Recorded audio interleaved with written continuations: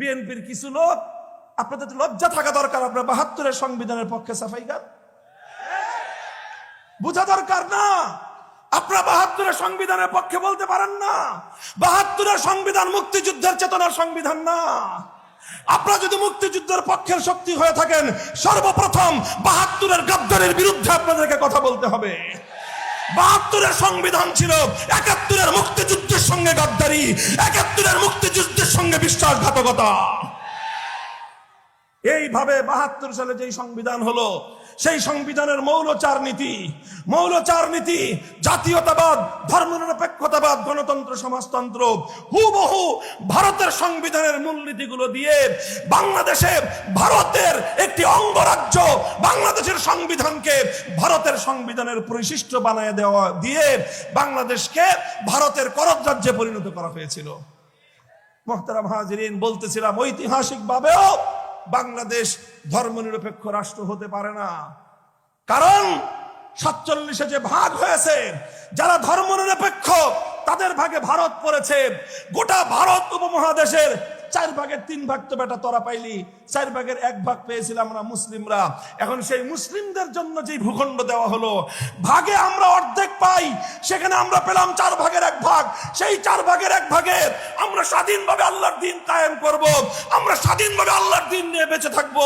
তোমাদের যদি আল্লাহর দ্বীন নিয়ে আল্লাহর কোরআনী শাসনে থাকতে মনে না চায়, তোমাদের জন্য সীমান্ত খোলা আছে, নেত্রীর মতো ধর্মনিরপেক্ষ ভারতে চলে যাও।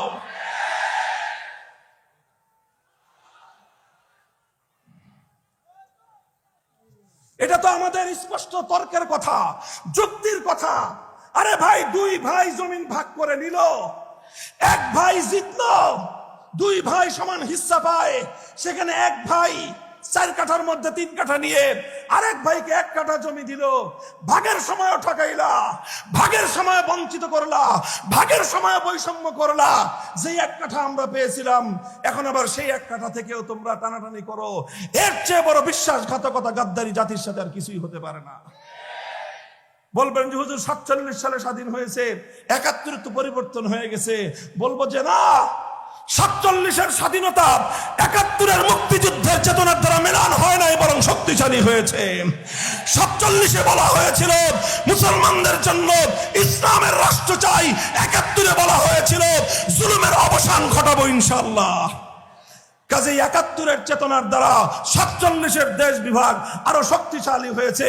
২০২৪ সালের ওই ঐতিহাসিক অভ্যুত্থান এবং বিপ্লব ৪৭ এবং ৭১-এর চেতনাকে সংহত করবার বিপ্লব।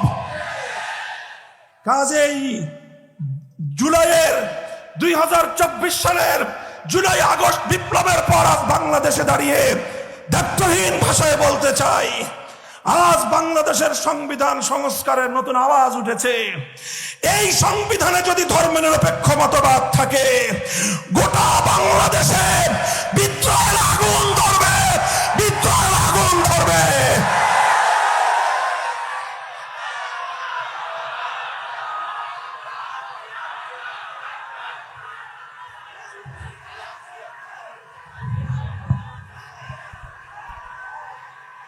ধর্মনিরপেক্ষ মতবাদ ভারত থেকে পাচারকৃত মতবাদ।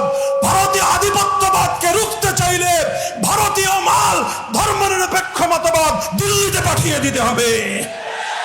ভারতের সেবাদাসী বাংলাদেশে তার জায়গা হয় নাই, ভারতের মূলনীতি বাংলাদেশে তার জায়গা হতে পারে না। এখন নতুন গান শুনতেছি আবার, যে মুসলমানদের রাষ্ট্রে রাষ্ট্র ধর্ম ইসলাম হবে কেন, এটা নিয়েও নাকি নতুন করে অ্যালার্জির উৎপাত শুরু হয়েছে। যদি কারো অ্যালার্জির চুলকানি থাকে, তাড়াতাড়ি সমাধান করেন, চিকিৎসা করেন। বলবেন কি চিকিৎসা?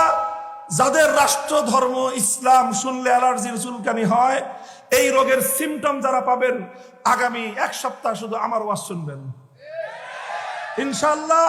অন্য কোন বড় বড় আলেম ওলামাদের ওয়াজ শুনবেন না আপনারা। ১ সপ্তাহ পর্যন্ত শুধু আমার ওয়াজ শুনবেন ইনশাআল্লাহ। দেখবেন ১ সপ্তাহ পরে আপনার অ্যালার্জির চুলকানির উপদ্রব বন্ধ হয়ে যাবে।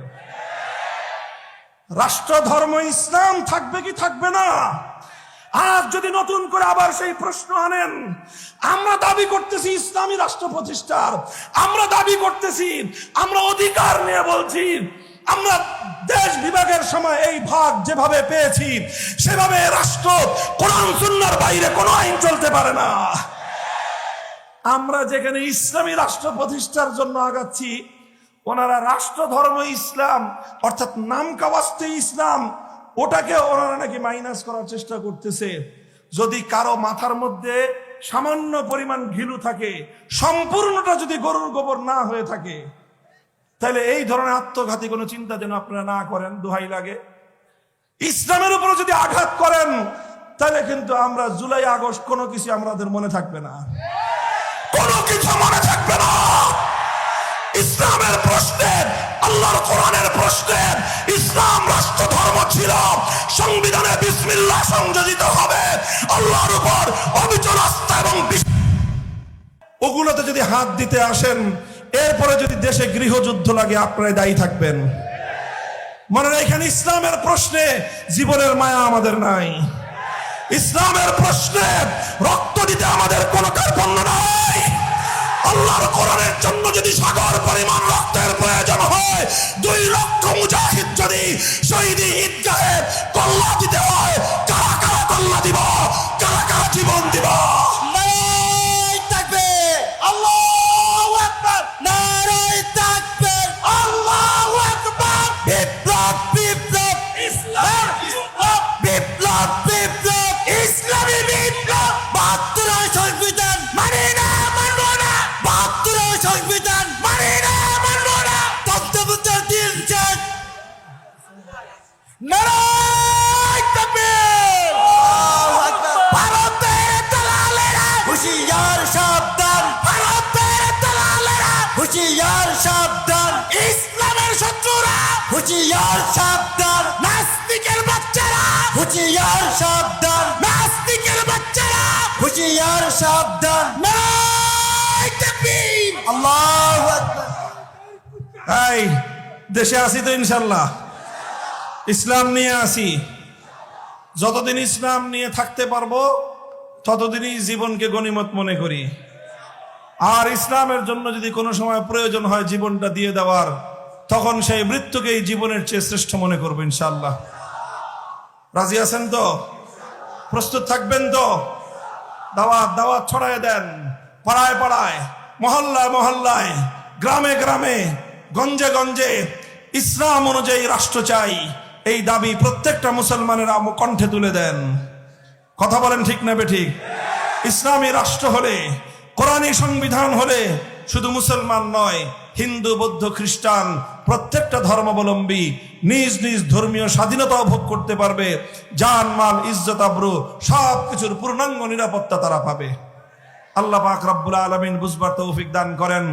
আমার দেশ হাজী শরীয়তুল্লাহর দেশ হোক, আমাদের দেশ সত্যিকার অর্থে হাজার বছরের আমাদের দিলের তামান্না পূরণ করে একটি সোনার বাংলাদেশ হোক, সেদিন আল্লাহ আমাদের সকলকে দেখার তৌফিক দান করেন।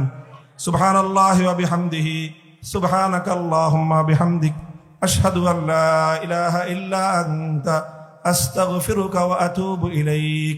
আল্লাহুম্মা সাল্লি আলা মুহাম্মদ।